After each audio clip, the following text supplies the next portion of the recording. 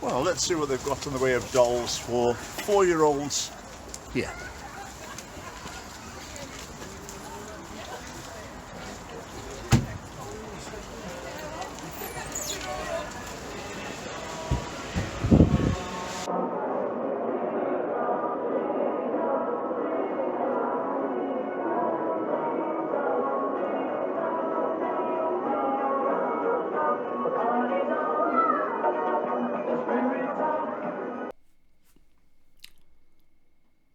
Let's start with this doll. I mean, how about those boots? How many parents would think, oh great, my daughter's bought some boots like that. And then look at the skirt, a split right up to the waist.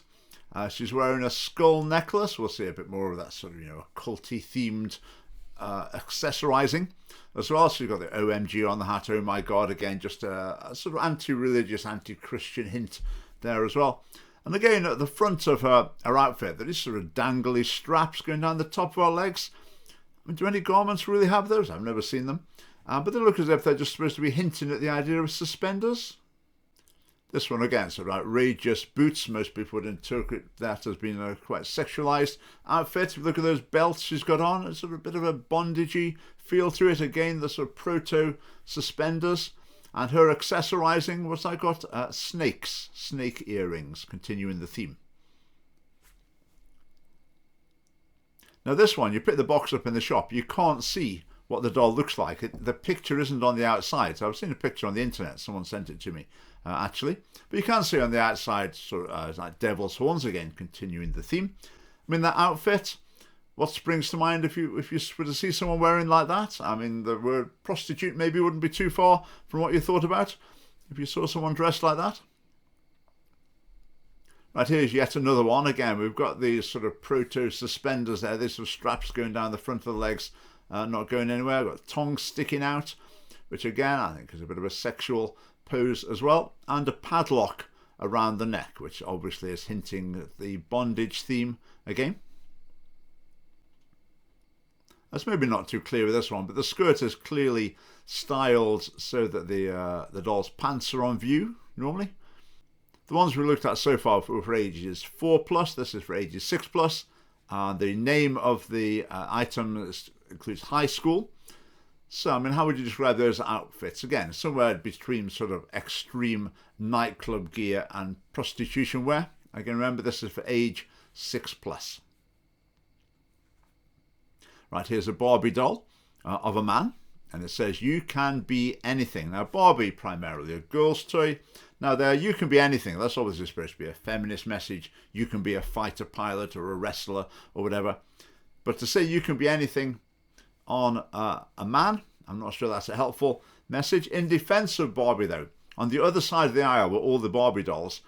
And I have to say, they were wearing relatively normal clothes and were not at all overtly sexual. Right, coming back to the dresses, the sexualized dresses on the dolls, again, for young girls, 4+, 6+. There's a lot of failures in this process. If you think about the people who designed them, well, what do we know about their values? I would say it's quite clear that they are child sexuality advocates. And they also have a sort of anti-Christian bent as well that comes through in the sort of mild satanic sort of hints in the imagery. And those things often go together. An explicit anti-Christian viewpoint that's sometimes expressed in occultism and advocacy for child sexuality. But okay, so some designer or two designed these dolls. They're absolutely wrong in their objectives, but they've designed them. They would have then presented them to their boss. Their boss should have said, no way, they're not right. But they didn't, they passed them on. Then it would have gone to another person to approve them. And instead of saying, whoa, there's something wrong here, that person said, okay, that's fine, tick. Let's send them off to the factory to get made.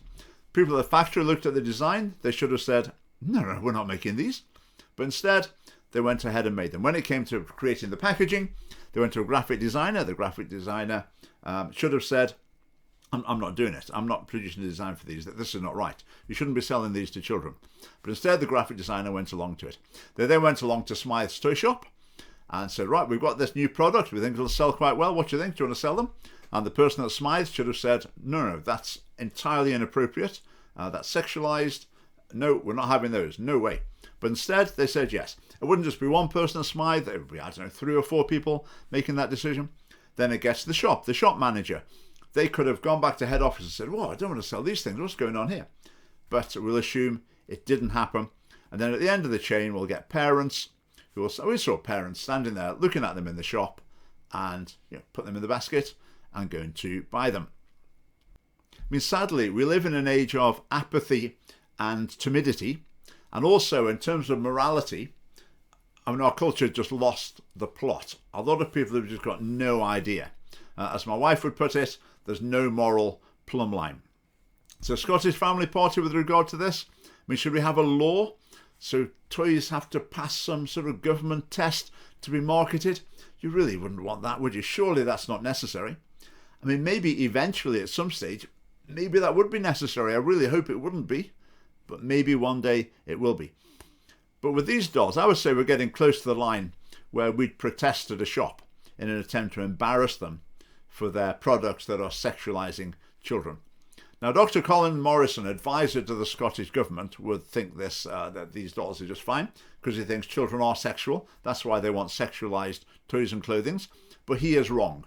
Sexualizing children is a bad thing. As the Scottish Family Party, our mission is to stop it. Now, we want to influence the culture, but to be honest, I think most people already agree with us. Most people would look at those and think, that's not really right. People can already see the problem. So we've got the perpetrators designing the things, and then we've got a lot of other people who maybe just can't see the problem, apathetic, don't know, don't care. But then there's a group of people who can see that there's something wrong. That's good. If you're watching this video, you're probably one of those people. You're thinking, yeah, there's something far wrong here. But then there's a fourth sort of person, and that's the person who says, right, I'm going to do something about it. It's not enough just to like a video or whatever. I've got to take some action to fight back against this. And the best way you can do that is to join the Scottish Family Party right now. So I invite you to click the link, join us, and we'd look forward to meeting you. Right, thanks for watching.